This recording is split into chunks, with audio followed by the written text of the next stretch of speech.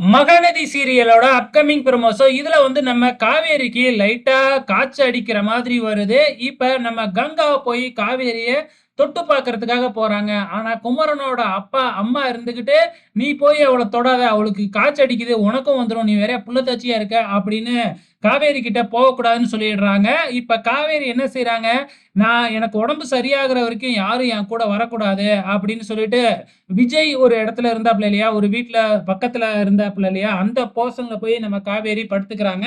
இப்ப காவேரிக்கு அம்மையே போட்டுருது. நம்ம விஜய் ஃபோன் பண்ணும்பொழுது வந்து பார்த்தீங்கன்னா, விஷயத்த காவேரி சொல்லிடுறாங்க. உடனடியா நம்ம விஜய் பொறப்ட்டு அங்க வந்துடுறாரு. நைட் டைம்ல வந்ததுனால யாருக்குமே தெரியல. நான் உனக்கு உடம்பு சரியாகுற வரைக்கும் உன் கூட தான் நானும் இருப்பேன் அப்படின்னு காவேரி பக்கத்திலேயே படுத்துடுறாப்ல.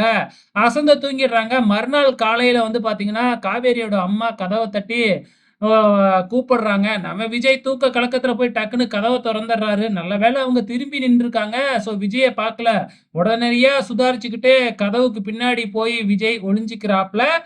இப்ப வந்து பார்த்தீங்கன்னா, அவங்க உள்ளார வராங்க. காவேரி வந்து பார்த்தீங்கன்னா, பார்த்துட்டு பதட்டமாயிடுறாங்க. ஏன்னா விஜய் பின்னாடி ஒளிஞ்சிருக்கிறாரு இல்லையா? எப்படி சமாளிக்க போறாங்க அப்படிங்கிறத பொறுத்திருந்து பார்க்கலாம்.